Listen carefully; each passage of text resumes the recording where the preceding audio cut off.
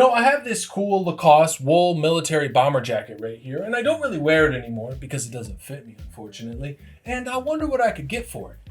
Or maybe you're looking to buy one of these nice Patagonia Sherpa jackets, great piece, wear this thing all the time, and you're wondering what you can expect to pay. Estimating on average what a piece of pre-owned clothing is selling for can be tricky, but with a little basic understanding of pricing theory and some applied technique, homing in on a generally accepted fair price is actually pretty straightforward, most of the time. Let me show you how.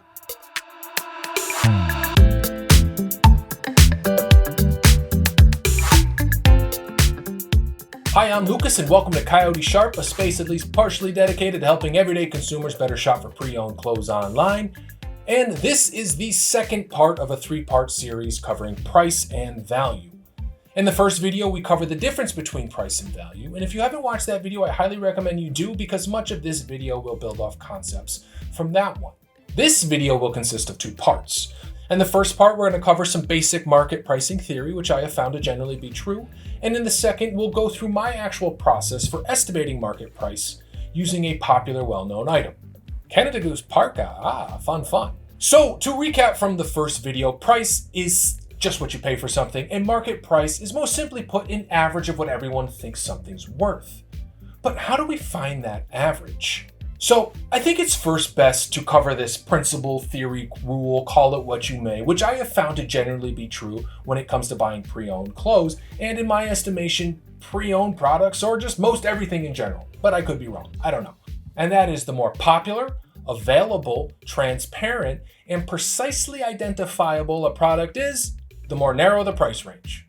For example, take a 2016 base model Toyota Camry with 100,000 miles, a clean title, and no accidents.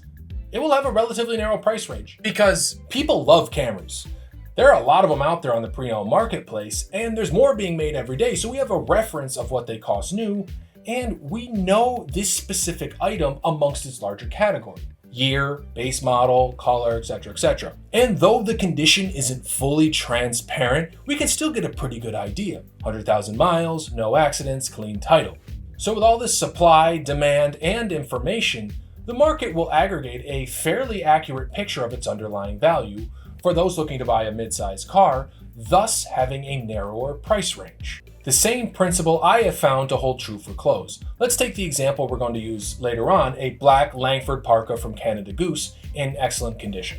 These are very popular, available, there's more being made every day, and it's easily identifiable. We know it's the Langford parka, so we can pick it out amongst all the other Canada Goose parkas out there. So it will have a relatively narrow price range, but not as narrow as the Camrys, and that mostly has to do with condition, because excellent condition is a lot more ambiguous than the car's description, and it can be really hard to get a full picture of a parka's condition. But still, again, relative to most clothes, it has a fairly narrow price range.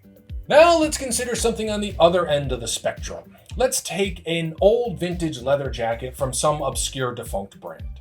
We don't know the particular model name. It might be the only one available online, so we have nothing to compare it against. And we likely have no idea what the thing costs new, and even if we did, it's somewhat irrelevant given its age. And then with the condition, we might not know what time has done to degrade these materials because it just might not be perceptible in the photos. So this thing might be worth thousands of dollars because it was worn by a famous movie star in a well-known film from the 70s, or it could be basically worth nothing. That'd be my guess, most of the time. But you never know. Who knows? You might have a winner. Winner dinner, chicken dinner. So, understanding this principle, theory, rule, call it what you may, is super helpful when it comes to navigating the pre-owned clothing world because market prices are, again, just estimates. They are not exact figures. And gauging how broad these estimates are for whatever you're looking for is super informative in letting you know just how much research and investigation you have to do. Now, if all of this is murky and unclear to you, just remember this. If it's popular, available, and you can tell what kind of shape it's in, it's going to have a narrower price range, and it'll be easier to find. If it's obscure, limited quantity, and it's hard to tell its condition, pricing will require more research and investigation because the range is likely to be much larger. Now, let's actually estimate the market price for a black, men's, Langford Parka from Canada Goose in excellent condition, and as you're about to see, it's pretty straightforward. But before we jump into that, quick little word on search terms. So I generally start pretty specific to what I'm looking for and then broaden out if I'm not getting the information I need.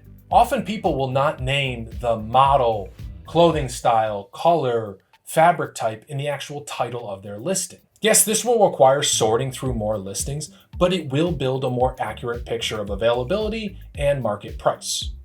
And it's a great hack for finding good deals, but more on that in later videos. So first things first, let's see what these bad boys cost new. Now there are a couple subcategories of the Langford Parka, but let's assume we're looking to buy one with fur, and that is the heritage model. We'll see that it's mostly all available in black, and we see it sells for a whopping $1,650 PU. Take a look at this little article from 2016. $800. Ha! Alright, so I start with a quick Google shopping search. Google does a great job at aggregating a bunch of different sites, eBay, Poshmark, Grailed, Mercari, so we can get a good overall picture of price and availability. Now, I'm not going to include color in the search because I don't think the price will vary super widely amongst all the different colors, and I'd like more search results to pull info from. Scroll down and search used, men's, and high to low. I sort from high to low because I like to start right below what they cost new, and it helps me mentally organize the pricing distribution. So we have a few in the $1,400, $1,200, $1,000 range, and as we scroll down, we're finding a lot more in the $900, $800, and even more in that $700, $600, $500 range. And then there are some in the $400 range, and then it really peters off once we hit $300 and $200. So I'd say the meat of them are listed at around $500 to $700. But remember, these are just asking prices. How can we find what they actually sold for? To eBay we go. Now with eBay, you can search for sold listings going back, I believe, 90 days. So scroll and click sold, used, sort from high to low. Now do be aware that when these figures have a line through it, it means the best price was accepted, not the number you see. So we're seeing a couple sold in the $900 to $800 range, more in that $700, $600, $500 range, and a few in the $400 to $300 range. Let's do the same thing on Poshmark. Now on Poshmark, you can't just search used, so discount the listings that say new with tags. Now we're seeing a couple in the $1,900 range, some more in the $800 range, and a bunch in the $700, $600, and $500 range, and a few less in the $400 range, and petering out at that $300 range. So both eBay and Poshmark are indicating that the meat of them are selling in that $400 to $700 range. But to get an even clearer picture, let's head back to eBay. So eBay has a great feature, Terapeak, and I believe it's free to anyone who sells on their platform, and anyone can sell for free on their platform, so it's essentially free. Now, we don't have time to cover all the info Terapeak can provide, so I'll just highlight a few things. So type in what you're looking for, and bam, 2 years of sold listing info. Remember to check use here, and we have an average sold price from the last 2 years of just what we're looking for. Now this average price can be misleading if there isn't a lot of sample data and or there are a bunch of outliers, so I like to check this chart right here. Distribution of listing prices.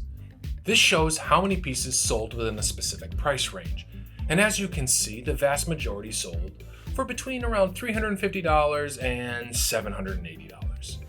Now remember, we're looking to buy one that is in excellent condition, but it's hard to search by condition. Check it out. We add excellent, it only pulls data from 3 listings. So we're going to have to do a little guesstimation. So I venture to say that the average parka sold on eBay is not in excellent condition. And by excellent condition, I mean no visible damage, very minor if any signs of wear. So I'm going to assume the ones in excellent condition are going to sell in the higher end of this pricing distribution. I'd say it'll probably break down like this: poor to fair, good to very good, and excellent to never worn.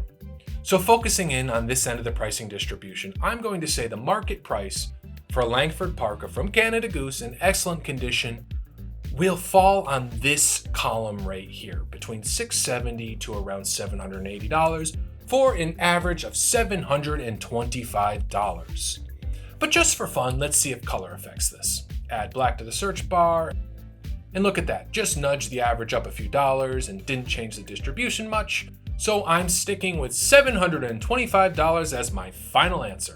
And And this info lines up with the sold listings we saw on Poshmark, so yeah, now we have a great benchmark to go off.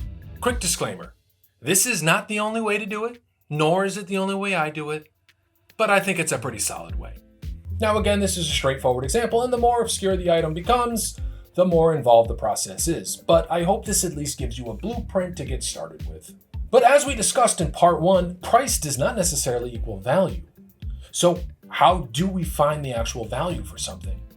And say we found a black Langford parka from Canada Goose that we actually want to buy and it's below market price. How do we know how much of a good deal it is, if it's a good deal at all? Well, stay tuned because in part 3 we're going to cover that. Thanks for tuning in to Coyote Sharp and have a great day.